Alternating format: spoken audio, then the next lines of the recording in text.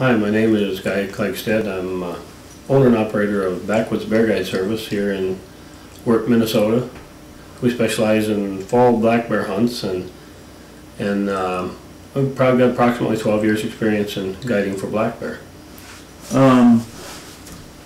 What's the average size bear here? The average size in Minnesota is approximately 150 pounds. Is that what I mean? Is that what you're normally taking men's around 150 or? Well, our average has probably been in the last few years probably 200, maybe 220 for our average. We've in the last 2 years we've killed a couple that have been over 500 pounds. Okay. Now, is that a you bait the bears then? What can a hunter expect if he comes up and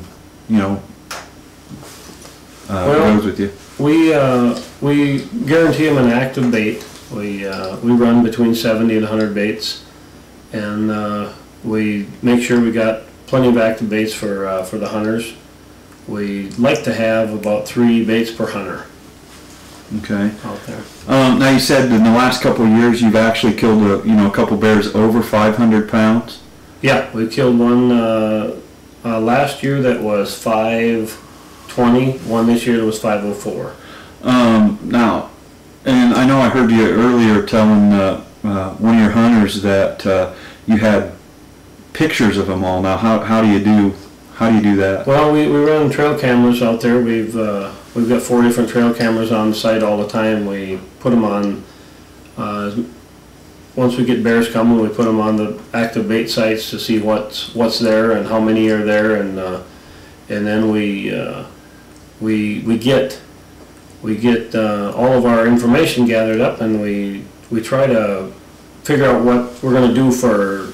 There's some hunters that we have to put in special places, but otherwise we'll put our names in a lottery drawing, and we'll draw names for those stands to try to keep it fair for everybody. Okay, you mentioned special circumstances. What do you mean by that?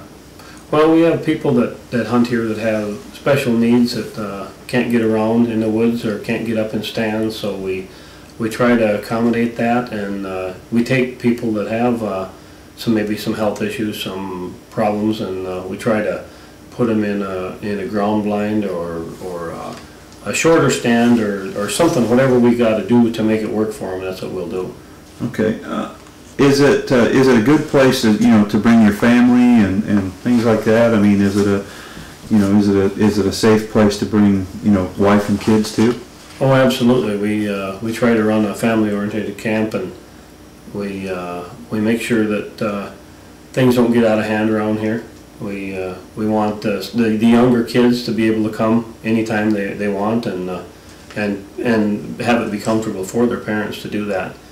And we don't only want the people to come and hunt. We want them to have a good time. The camaraderie and being around camp and having fun. That's what we really want people. How many baits do you run normally a year? We run between 70 and 100 baits a year, approximately. Okay. Well, how many hunters? I mean, how many hunters can say you've got 80 active baits? Or 80 or 100 active baits? How many hunters can you accommodate then?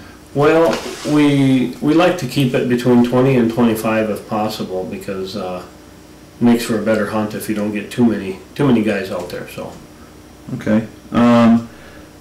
What could a hunter expect if he was to come here and say he wanted to bow hunt and his buddy was gun hunting? What kind of shots could they expect on the baits? Well, we try to keep the bow hunters between 15 and 20 yards.